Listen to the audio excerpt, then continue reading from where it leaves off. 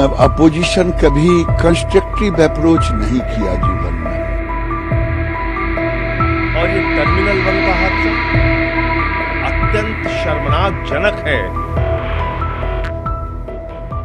भारी बारिश के बाद आईजीआई एयरपोर्ट पर शुक्रवार की सुबह बड़ा हादसा हो गया। पहली ही बारिश में टर्मिनल 1 की छत का एक हिस्सा गिर गया और पिलर के नीचे खड़ी गाड़ियों पर आ गिरा। इस हादसे में एक शख्स की मौत हो गई जबकि 6 लोग घायल होने की सूचना सामने आ रही है।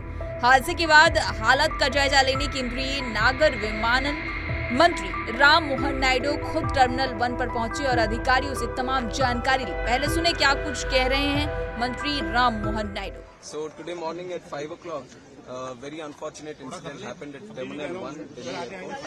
And like you already know, a section of the canopy, which is outside of the airport extension of the airport building, has collapsed due to heavy rains that has been happening since the night. And we want to express our condolence to the life that has been lost in this tragic incident also. And along with that, 4 people have also been injured.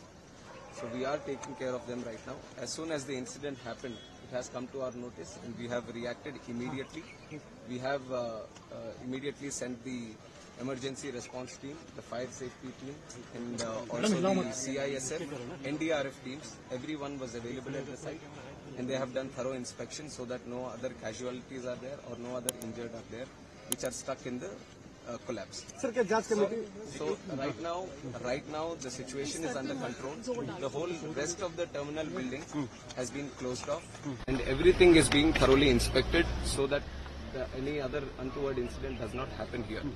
And regarding the flights that are supposed to be operating from T1, we have informed the airlines people immediately that passengers are the first priority for us also.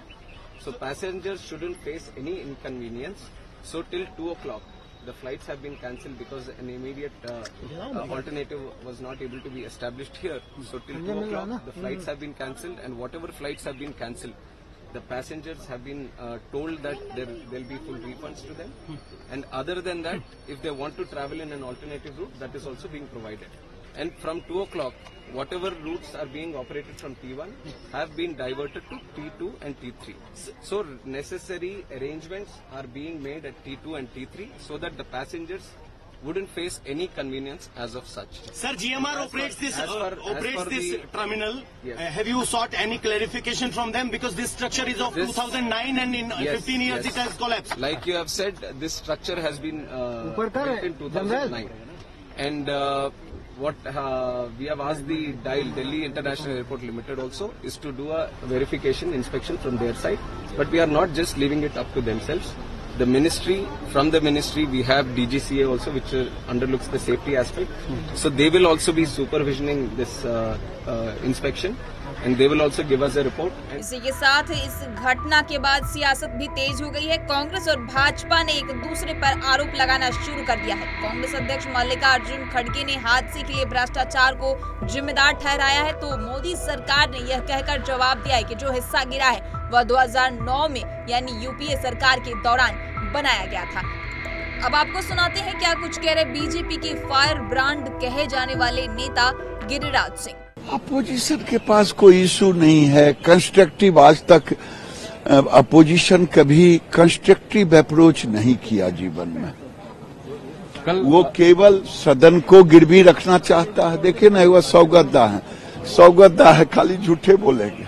आगे खबर में बढ़ते हुए आपको बता दें कि सियासत अब इतनी तेज हो गई है कि आप नेता संजय सिंह के भी बयान सामने आए हैं। उन्होंने क्या कुछ कहा है, आइए आपको सुनाते हैं। देखिए, अभी हम लोगों ने देखा कि प्रभु श्री राम का मंदिर पहली बारिश में ही वहां से पानी आने लगा।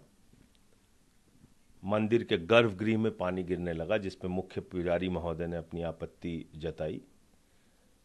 हमने देखा अटल सेतु का हाल, हमने देखा जबलपुर टर्मिनल गिर गया, हमने देखा बुंदेलखंड एक्सप्रेस टूट फूट के बर्बाद हो गया, हमने देखा पूरी की पूरी अयोध्या, जिसकी विकास की गाथा गाते गाते बीजेपी थकती नहीं थी, वो अयोध्या पहले ही पानी में किस तरीके से जल भराव का शिकार हो गई।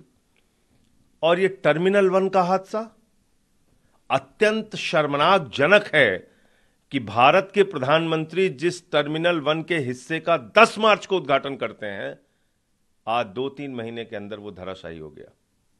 3 लोगों की जान चली गई, कई लोग घायल हो गए। कौन जिम्मेदार है इसके लिए? आपको बता दें कि हादसे के बाद आईजीआई एयरपोर्ट पहुंचे नागरिक उड्डयन मंत्री ने हालत का जायजा लेने के बाद पत्रकारों से बातचीत के दौरान कहा है कि सरकार ने इसे गंभीरता से लिया है और जांच शुरू कर दी गई है।